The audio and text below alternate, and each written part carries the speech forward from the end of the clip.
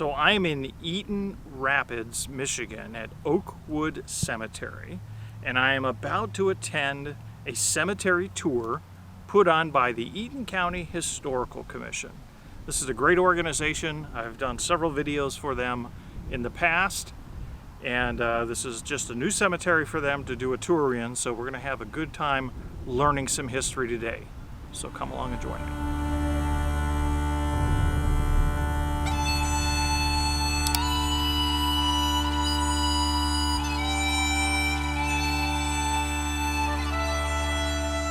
Known as a taphophile, a lot of us are here, and that's people who are really into cemeteries and all the history and culture that cemeteries represent. We'd like to thank Hamlin Township for letting us do this here. Next year we'll probably be at Rose Hill in the spring, and then in the fall every year we go to Maple Hill in Charlotte and do the tour there. If you check our Facebook page, we always advertise on there. But before we get started on the actual tour, we have a little paperwork to take care of. I'm going to pass it on to Sarah Grusbeck because she's going to do something special for someone. So go ahead. Hi, good afternoon, everybody. I'd like to thank Deb for all the research she's put into today's event, as well as our guest presenters. We have Dan Clements, Chris Larson, Chris Allen, and Chief Larry Weeks of the Eaton Rapids Police Department, who will be presenting some of our residents here at Oakwood today. Some of you may know that each year, the Eaton County Historical Commission looks for individuals, groups, and organizations who have made worthwhile contributions to Eaton County's historical heritage. Each year, we receive nomination applications for our Heritage Award. Before we begin the tour, I am pleased to be able to present a Heritage Award today. Michael, will you please join me up here? He didn't know. Sorry, I had to create a little ruse to make sure you brought the tripod. This is Michael Delaware. He is an Arizona native who settled in Battle Creek in 2001. He currently serves as a board member of the Battle Creek Regional History Museum and volunteers as their marketing director. I believe we have some of your colleagues here today, perhaps? I don't think so. Oh, I thought we had some coming. I apologize. He currently hosts a podcast called Tales of Southwest Michigan's Past, which is in its 4th season.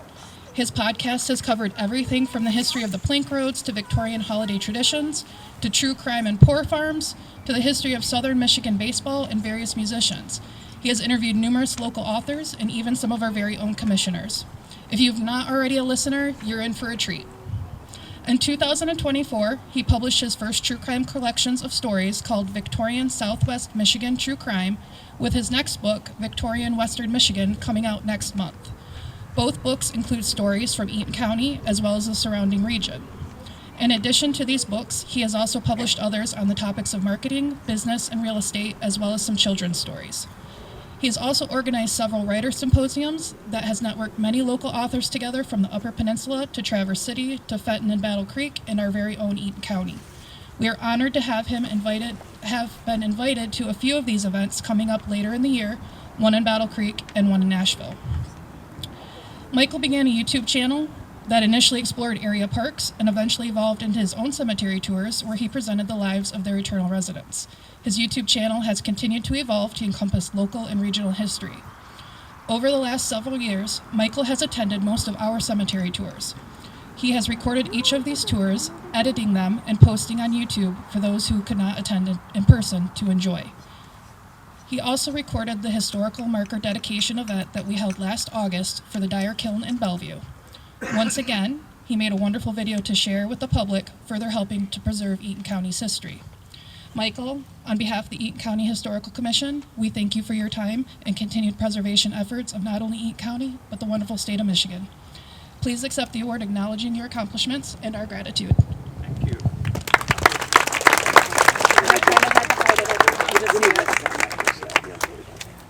Wow, look at that. How about that, folks? Thank you. Okay, I think the tour is going to go now. This was originally called the King Cemetery, named for Rufus King, that either donated or sold the land.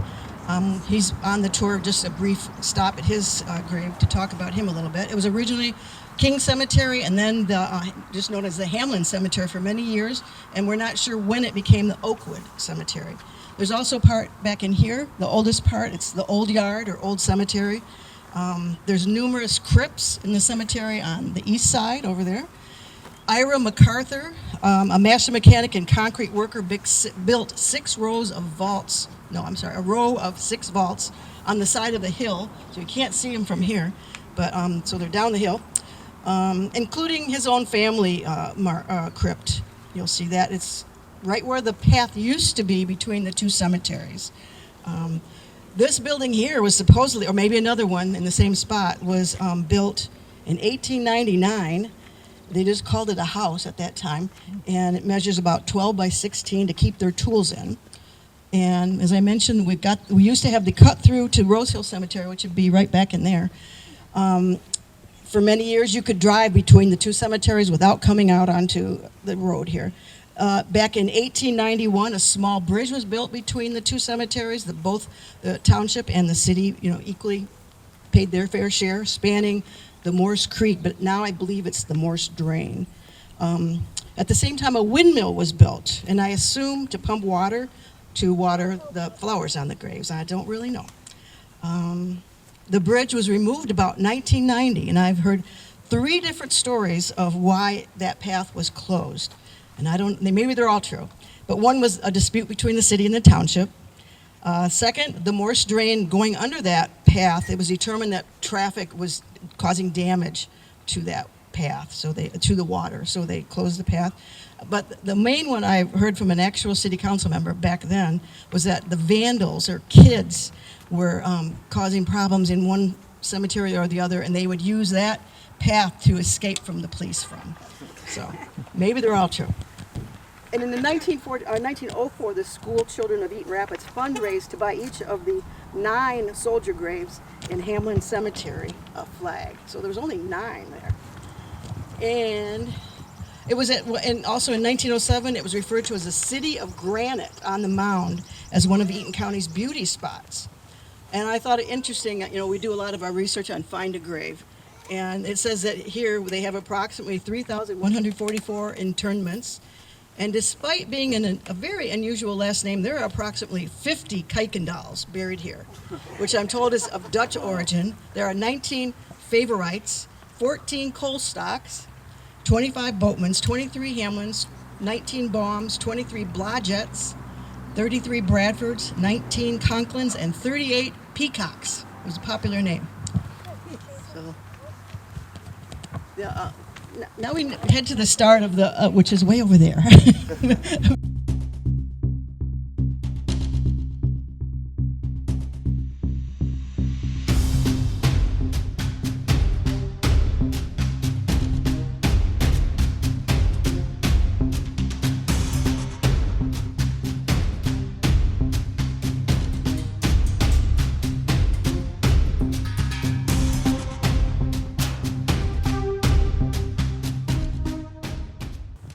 Okay, this is Dan Clements. He's going to present to you the Melon Brothers, George and Lorenzo. And what's cool about that is he's a relation to them. That's right, and there's a bunch of cousins here that are also related. Yeah. You're a cousin too? You ready? Yep. Okay. You are. Thank you very much. Yeah, we got George and Lorenzo. We'll talk about here in a second, and their brother Charlie is back here, and his wife Harriet. That's actually who I'm directly related to by blood. But these 2 boys never married. So, but I'll start by reading your script. So the Melon Brothers, George and Lorenzo, right here. On July 12th, 1929, brothers George and Lorenzo Mellon were tragically killed when a truck struck the light wagon they were riding in, a horse-drawn vehicle.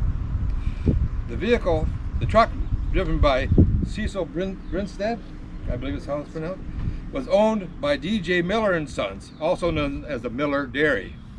Well known around the parts. They collided with the brothers' wagon just outside their home, about 5 miles south of Eaton Rapids on M50. And I've been out there a couple of times, and if they were turning left and the truck was coming in front, there's a hill there. So very easily could have blocked their view. They said a vehicle came from the other way, they waited for him, and then they got hit by the Miller truck. So anyway, Lorenzo about 72 and George about 78 were lifelong residents of Eaton County and well known in the community. They were bachelors who lived together for years on their farm in Hamlin Township. A third brother, Charlie Mellon, who I introduced a minute ago, is buried nearby alongside with his wife Harriet. Charlie and Harriet had a family of 8 children, 4 sons and 4 daughters. So one of those daughters was my grandmother. So that's how the connection is. And the mother was Fidelia Martin Mellon, and her husband was a Civil War vet, Jesse, who was killed in the Civil War, I think by disease. I don't think he was killed by shot, but he died of disease. And he's buried in Somerset, Kentucky. In the 1920s, the Mellon neighbors included John Colstock, who was related to our famous mayor, Pam Colstock. All right. So, anyway, George and Lorenzo were known around town as junk dealers, peddlers, or rag pickers. And they were even mentioned in the W. Scott Munn book, The Only Eaton Rapids on Earth. Rag picking, which I had never heard of before, so maybe I'll take that up as a new trade. This was a booming trade in the 1890s. At its peak, bales of rags were shipped into Eaton Rapids by train carload, and to be processed by Charlie Stevenson's business on Hall Street. Workers would cut the rags apart, often with large size, sort them by color, and stuff them in burlap bags and for resale. So they were the first recyclers. I added that. and so the fatal accident happened right in front of the Mellon home. Witness said the brothers had waited in the driveway for a gravel truck to pass before pulling out, likely unaware of the second truck approaching from the opposite direction. I got a couple pictures. This is the Melon Brothers in front of their log cabin, and then Charlie was a teamster. So you can pass that on if you want. So we got some pictures of the old back in the days. The visibility in the area was limited, and the truck's heavy load made it impossible to avoid a collision. The impact struck the wagon near its center, throwing the Mellons fatally from the vehicle. A local doctor who arrived within 15 minutes believed they were killed instantly. The horses pulling the wagon bolted. The truck overturned on the road. Witnesses quickly cleared Brindlestool, the driver of the truck, of fault, stating he was traveling between 30 and 35 miles an hour.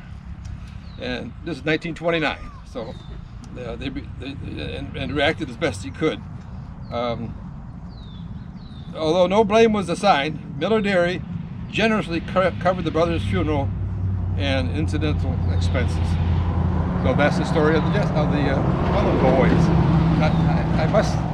You try to imagine these 2 bachelor guys living alone in a log cabin, and all due to their death, that they became famous or infamous through their, because it was written up quite nicely in a couple newspapers and a Grand Rapids newspaper. So there's quite a bit of chit chat about it when it happened. So, and my mother would have been about 11 years old when this happened. So undoubtedly, her and her family were all here for the funeral and knew these old guys. So anyway.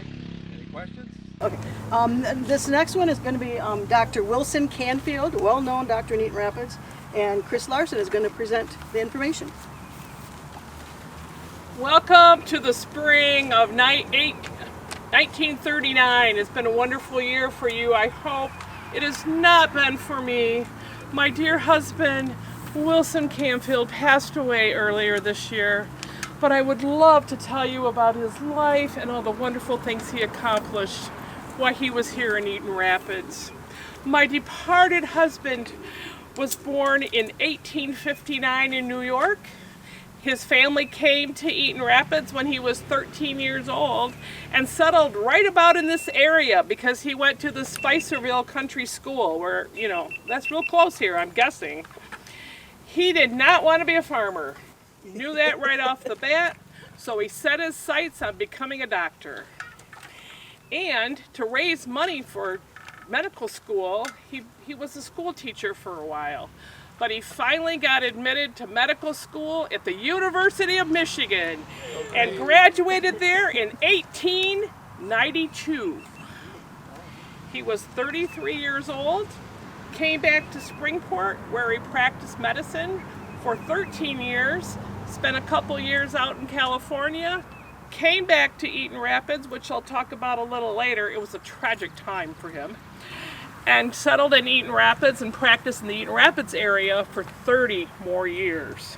Part of his practice was at the Chapman Hospital, which you'll be hearing a little bit more about, I think, a little later today. But my husband's specialty in medicine was obstetrics. And over his lifetime, he had over 4,000 cases, most of them related to obstetrics. Hold that thought for just a minute. While I am his widow, I am not his first wife. His first wife was Estelle, and she's buried here in the Canfield plot. He was 23, she was 20. They married, and 11 years later, they had one son. Tragically, Estelle died at the age of 35. Even though he was a doctor and had a practicing medicine, he could not save her from appendicitis. So they were married a total of 15 years. I'm not his second wife either. She was a real hoot. Her name was Libby. And he married Libby about a year later after Estelle's death. He was 39, she was 34. She'd been divorced, she had 2 daughters. Life seemed good. Eventually they moved to California, and I believe it was to follow her parents, but he didn't talk a lot about the California experience. But here's what I did know. Somewhere along the line in the marriage between Libby and Wilson, she became extremely jealous of his patients. Now remember, his specialty was obstetrics, jealous of women patients. I think you can get the drift here. It got pretty nasty out in California. The whole thing kind of blew up out there. He came back to Eaton Rapids, filed for divorce under the grounds of cruelty from his wife. She got wind of that, okay? Not too happy. Came back to Eaton Rapids immediately, or as fast as she could back then, and countersued or counter-divorced, whatever the right words are, contested the divorce under the grounds that she was not, the cruelty charges should not be against her, but should be against him. So this really snarled up the marriage. Eventually a divorce happened somewhere along the line.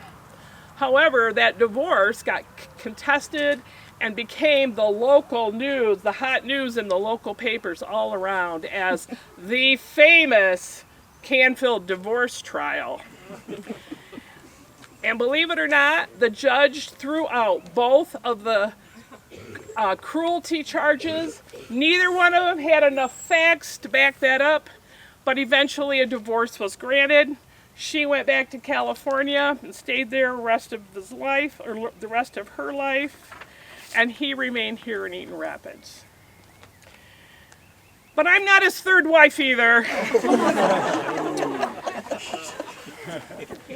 A year after the divorce and Libby headed out west, he married a young woman by the name of Huldah Benson, and this is Hulda's grave right here.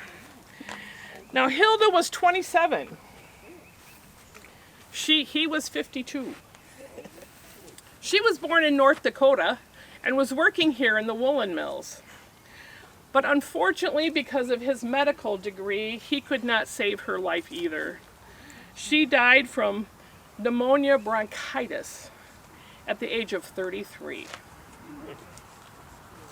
And she, as I said, her grave is right here. It's fascinating. I saw a geranium here today, so I think there's a little. Is that you? Yeah, okay, that's we'll us. talk in a few minutes. I was wondering if there might be some relatives here, and I hope I got all the facts right. So I'm not his first, second, or third wife, but I'm number 4. I was born in Okemos, and I was a nurse. Been widowed for 4 years. Had a young daughter. So Wilson and I got married in 1922. He was 63. I was 33.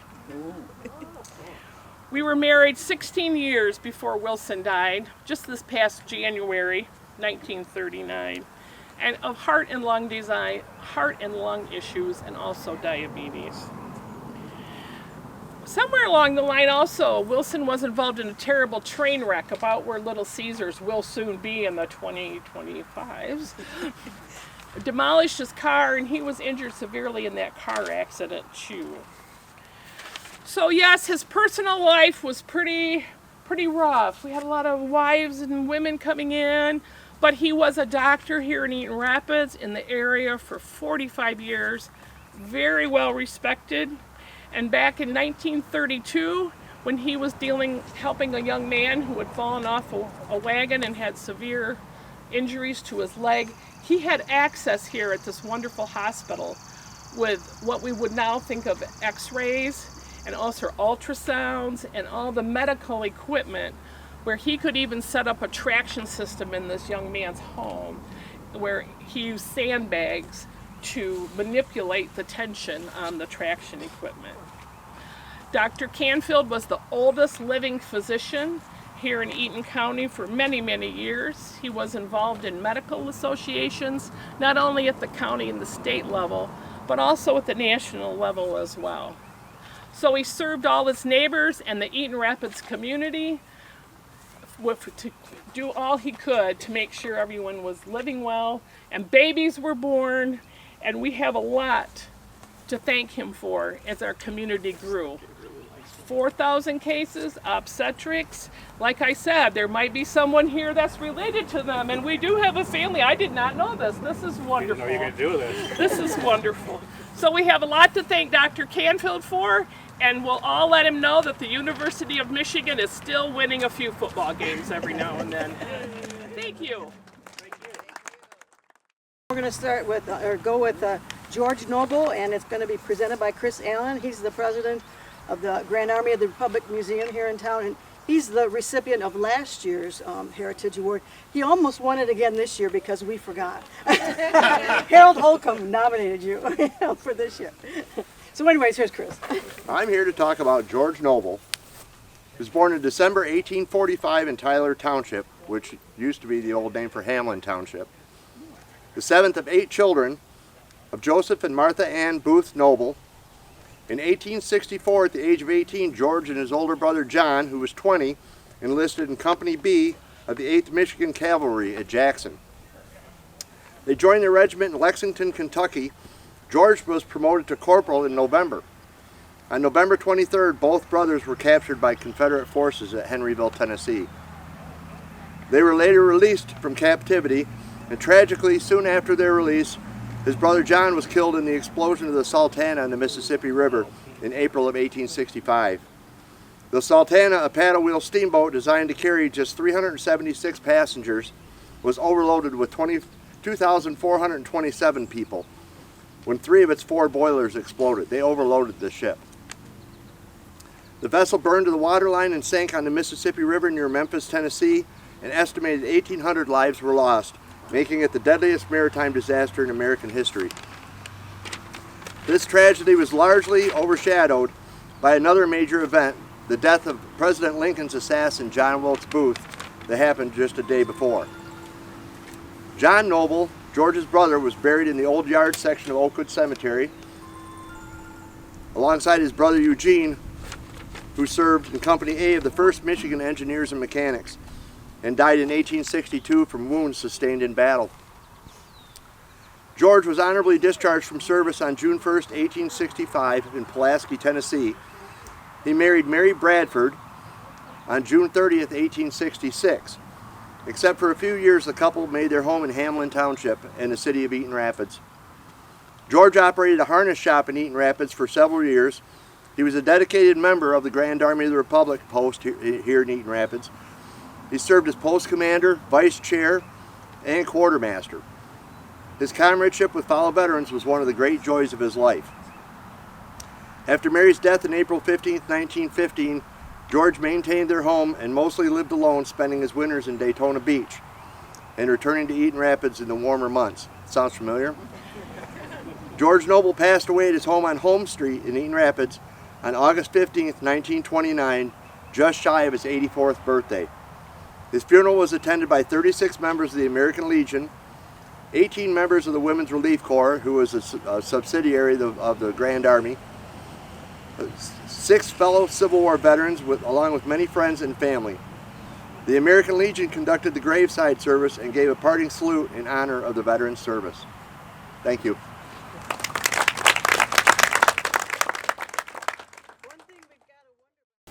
Welcome to the Hamlin family plot. There's many graves here with Hamlins, but we're going to focus on John Sumner Hamlin, 1860 to 1943. J. Sumner Hamlin was born into one of Eaton County's oldest and most influential families. His parents were David Brock Hamlin and Mary Ann Gallery, pioneers from New York who raised 7 children in Eaton Rapids. John Sumner attended the night school 2 miles south of town and later taught school and worked in insurance. He married Claire Carrie Bell Whittam, another famous name in Eaton Rapids, a bright and accomplished woman who had moved to Michigan as a child in 1865 and graduated as valedictorian from Eaton Rapids High School. Together they had 4 children, Howard, David, Marjorie, and Donald.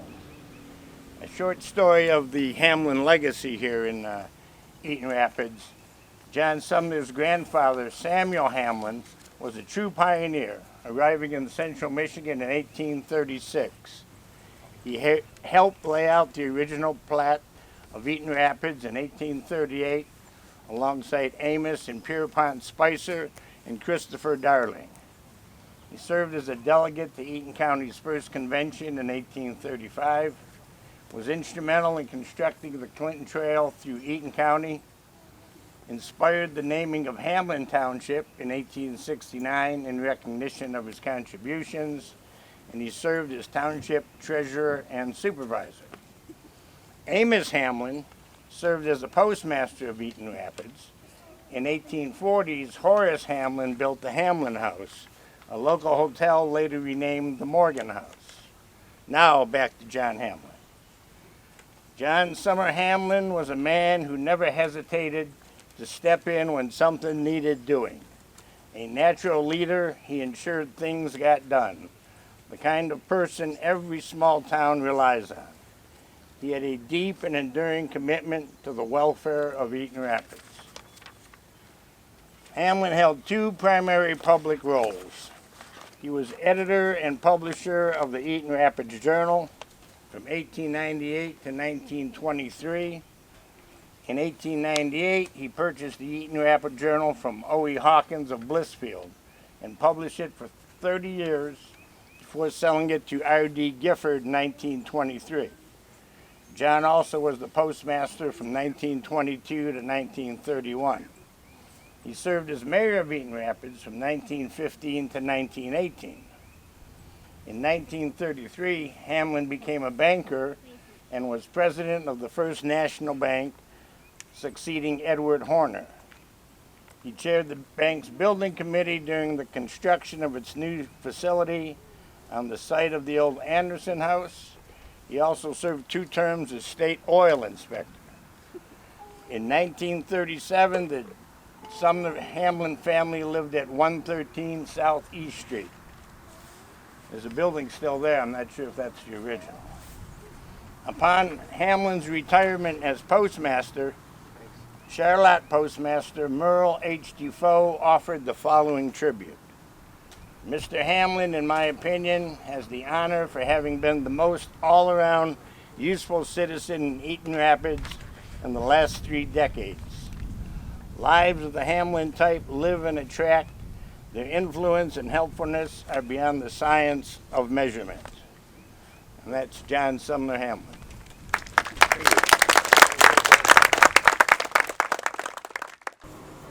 We're stopping and briefly visiting the grave of Samuel Hale. According to this gravestone, he was only 14 or 15 years old when he died as a prisoner of war in Andersonville. But it's a mistake. he wasn't 14 or 15 years old.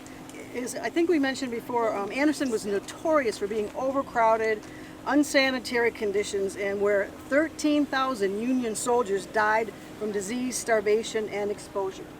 But there's more to Samuel's story.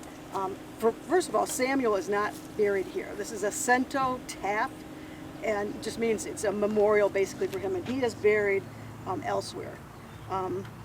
He's at the Andersonville National Cemetery in Georgia, and he was 19 years old when he died of disease in Andersonville. He enlisted in October of 1863, was taken POW in August of 1864, and died thereafter with disease. It's shared with his sister Alice. Jamie Davidson, whatever, he's the one that told me about this first. I thought, boy, that's strange though if it's husband and wife, but it turned out that someone messed up. So accidents do happen on tombstones. That's all we have for this one. Good afternoon, everyone. I am so honored to present on one of an amazing pioneer woman of Eaton Rapids in the field of medicine and many other things. Harriet Chapman Brunk, also known as Hattie, was born in 1878. Though the hospital she helped to found is very well remembered and still here today, actually, much less is known about Hattie herself. This year she would have turned 147, excuse me, and she was born to her father Lyman, who was from Homer, and her mother Alice, who is from Eaton Rapids. So she actually grew up here in Eaton Rapids. Graduated the class of 1900 from Eaton Rapids High School, and at that time she was boarding with the Seeley family. Sensing a need for local medical care, Nurse Chapman took the lead in transforming a grand home into a modern hospital. In 1918, she purchased the former Sweezy mansion from the local dentist, Dr. Frank Puffenberger. With vision and determination, she renovated the home into a community hospital and launched a nurses training school alongside it. And also in 1918, she married her husband, Samuel Brunk. Their anniversary is actually June 6th, I found, so it's kind of cool. We're here a couple days after their anniversary. It was considered one of the finest small-town hospitals in Michigan. She was a registered nurse and superintendent of the hospital, and was assisted by two trained nurses. She had other women in training to complete her staff. She was also the school nurse for Eaton Rapids Public Schools. In 1921, the hospital was formally incorporated by Hattie and her husband, along with Dr. Charles Stimson. Dr. Blanchard, the original third founder, had tragically died in an elevator accident in the hospital. So Dr. H.J. Prowl purchased Dr. Blanchard's interest in the hospital. Over its 40 years in operation, the hospital welcomed approximately 4,000 births and saw hundreds of patients through their final moments. Hattie remained the superintendent of the hospital and continued training nurses throughout her whole life. The hospital gained a reputation for innovation. It actually housed one of the first X-ray machines in Michigan and was an early adopter of cesarean sections in its maternity ward. Hattie's address on the census for many years was 702 South Main Street, so you can kind of drive down there today and take a look. Tragically, she died in 1930 at the age of 52 years old following brain tumor surgery in Grand Rapids. After her death, the facility was named the Harriet Chapman Memorial Hospital in her honor. The hospital eventually became known as the Stimson Hospital, which some of you probably have heard about, to honor Dr. Stimson, who was the last of the founding trio and a respected proctologist in the region. Hattie left behind a powerful legacy of compassion, leadership, and lasting impact on public health in Eaton Rapids. Current plans for the building are to create a bed and breakfast and name it the Harriet Chapman House rather than hospital to avoid confusion for those needing medical attention. But you can still drive by it today. It's right down on Main Street, and check it out on your way home. Thank you so much. Okay, we're visiting Officer George Tom Emery, and we've got Larry Weeks, who's the Eaton Rapids Police Chief, to present it. Thank you. Before I start, I just wanted to thank Deb for inviting me to do this. It's an incredible honor here to recognize George. It's unfortunate that it had gone many years without his acknowledgement, so I was super excited to be able to do this, and again, very honored for the opportunity to bring his story to life. 78 years ago, on a quiet night in 1947, Eaton Rapids lost a steadfast public servant, Officer George C. Tom Emery, a 10-year veteran of the Eaton Rapids Police Department, died in the line of duty after breaking up a violent fight in the alley behind A.B.'s bar. A moment that revealed the grit and courage of a man who spent a lifetime serving others. Born in Indiana in 1881, George Emery, affectionately known as Tom, lived a life marked by hard work and perseverance. He married Inez Isabel Snyder in 1904, and together they raised 2 daughters and a son. The Emery family settled in Eaton Rapids in 1921, making their home at 236 Brook Street, just across the street from our current public safety building. Emery wore many hats over the years: farmer, lumber camp worker, house mover, and employee at the Horner Woolen Mills, where he worked for nearly a decade. His varied occupations were a testament to his strength and endurance, qualities that would later define his role as a trusted local police officer, especially during the overnight hours. To locals, he was simply Tom the Night Watchman. On that fateful evening in 1947, Officer Emery responded to a disturbance involving 4 young men who had taken their fight into what was known as the West Alley. Despite his age, 65, Emery confronted the group and engaged in a physical struggle with them. With the help of Police Chief Ethan Miller and several concerned citizens, Emery managed to subdue and handcuff one of the individuals. Moments later, as he walked away from the scene, he collapsed on West Street, just 20 feet from the alley. He died within minutes. The Charlotte coroner, Gordon Cheney, confirmed that Emery had suffered a fatal heart attack. His death certificate listed coronary thrombosis, advanced arterial sclerosis, and hypertensive heart disease as the cause. Notably, the document stated that the violent struggle with prisoner resisting contributed to his death, and that the incident was, quote, related to the occupation of deceased, unquote. Following the event, several of the young men involved were arrested. Alan McMahon, Melvin DeWaters, and Walter Ashley of Eaton Rapids, along with James Russell of Onondaga, were taken into custody for investigation. All were only 23 years old. Ashley was sentenced to 90 days for drunken disorderly conduct, while the others faced charges of resisting an officer. McMahon and DeWaters were held in the county jail on $2,000 bond each. Despite his passing, Officer Emery's legacy continued. He had long been a respected figure in Eaton Rapids, even running for constable in 1932, though he was defeated. A past noble grand of the local Oddfellows Lodge, he was deeply rooted in his community. He was laid to rest here in Oakwood Cemetery in Hamlin Township, where his wife Inez would join him in 1955. As a postscript to his story, Emery's grandson, Russell Reed, who I've had the pleasure to meet, who never met his grandfather due to Emery's passing just a month before his birth, still resides in Eaton Rapids.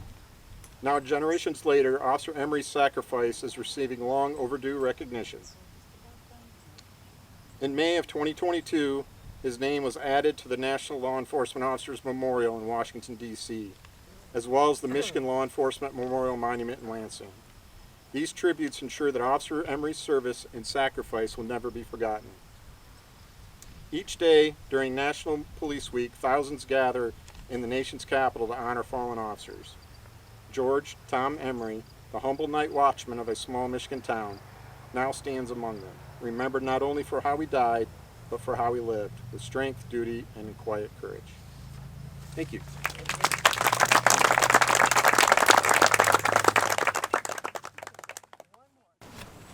Okay, we're presenting Ben Bush, and nowadays we look at his gravestone, if you can see it from where you're standing, all it says is Ben Bush, good Indian.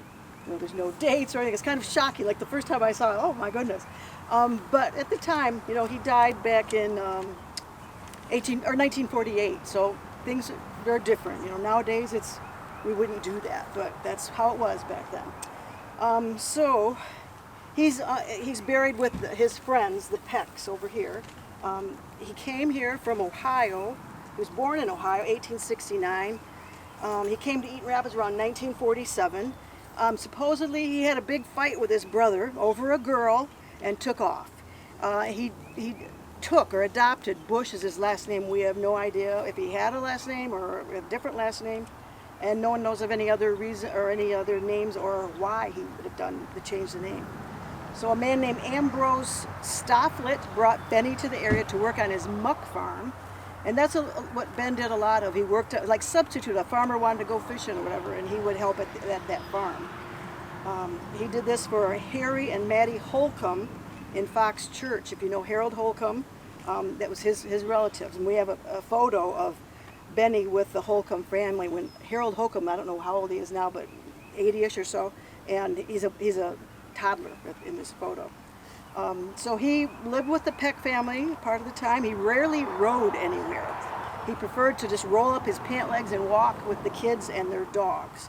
And they say he only wore shoes in very deep snow, or when it was very cold, or when he had to dig something. But then when he had to dig something, he only wore a shoe on his right digging foot. So if he was digging with this foot, he had a shoe on that one, or a boot. So the only time you would see him wearing a complete pair of shoes is when he posed for a photo. And he had a secret to keeping fit. He would collect angleworms and put them in a glass jar in the sun. Then the oil that was secreted from these worms, he would rub on his muscles. So, when Ben died, just about everyone from rural Eaton Rapids came to pay their last respects to him. He had no known survivors. He never married that we're aware of. And that's his story. It's all we know. Okay. Thank you. Welcome. My name is Huldah Hale Lake. Hale was my maiden name. I'm so glad you're here today, and I hope you enjoyed the stories shared. If you look around my resting place, you'll notice 2 bronze plaques on my grave. These were placed thanks to the dedication of my granddaughter, Mary Lake. It was through her efforts that my grave proudly bears the insignia of the Daughters of the American Revolution. One plaque, shaped like the shield, with an old-style flag, stands at the head of the grave. It reads, Huldah Hale Lake, granddaughter of a Revolutionary soldier, placed by Fort Pontchartrain, Chapter DAR, 1946. The second plaque provides more details about my rich heritage. It reads Huldah Hale Lake, widow of Gustav Lake, daughter of Samuel Hale, soldier of the War of 1812, granddaughter of David Hale, Samuel Hale's father, who was a soldier of the Revolutionary War, the granddaughter of Calvin Chapman, officer of the War of 1812 and of the Revolutionary War. I hope these markers serve as a lasting reminder of the courage and sacrifice made by those who have come before us when this nation was still new. I am deeply proud of my family's legacies and of my own membership into the Daughters of the American Revolution. My parents were Samuel Hale and Hespa Kaplan, though most knew my mother as Hepsy. I was born in Vermont in 1822, one of 7 children. In 1848, at the age of 26, I married Gustav Lake. We lived in Vermont, where Gustav, a merchant, was 59 when we wed. He came from a proud line. His father, George Lake, had served as a captain in the Virginia militia during the Revolutionary War as well. Gustav and I had 6 children. Sadly, we lost 2 of them. Our little Flora died at just the age of 5, and Lizzie passed away at the young age of 21. Both of those were painful, hard losses. In 1875, I had moved here to Michigan and was living as a widow with my dear son Oliver, who farmed our land. I also had an older brother, some of you may have heard of, Calvin Hale. He owned a farm on Kennyville Road. I heard that the house has been torn down, but in its day, people whispered that it may have been part of the Underground Railroad. Calvin and I were not especially close, so I can't say for sure, but the rumors are very intriguing. A strange, tiny basement room accessed only by prying up kitchen floorboards and a second hidden staircase down from a bedroom closet, all making it very mysterious. Some believed he may have hidden runaway slaves there, helping them on their journey to freedom in Canada. I can't confirm it, but I've heard that researchers were never able to prove it either. Oh, Calvin, why didn't you tell me those stories about this house? From what I knew, Calvin was a very practical, hard-working farmer. He never pursued public office, often saying, "I am just too busy with farm duties to dabble in any politics." After Calvin passed away, his home was inherited by a Civil War veteran, Phineas Naylor. Phineas passed it on to his grandson, Clayton Naylor, who gave it then to Pat Aubaugh, the current owner. Pat has done quite a bit of research, I'm told, but still has never been able to prove that Calvin's house was part of the Underground Railroad. Still, many of us have wished those old walls could have talked and imagined the stories they may have told us. Thank you. You mentioned the cut through, that would be worth it. That was a wonderful tour put on by the Eaton County Historical Commission here at Oakwood Cemetery in Eaton Rapids. I was completely taken by surprise when they called my name to present me with the award this year for contributions to history here in Eaton County. I've done a lot of work for them in filming their videos over the years, but I didn't expect that at all. This was quite a humbling experience, considering so many wonderful people spend their time working for the Eaton County history. So thank you, and I greatly appreciate that. And I am honored to receive the award. And until next time, when we take another journey into yesterday and explore even more history, if you enjoyed any part of today's video, please be sure to hit the like button, subscribe to the channel, share this video with others, and I'll see you real soon. Thanks for watching.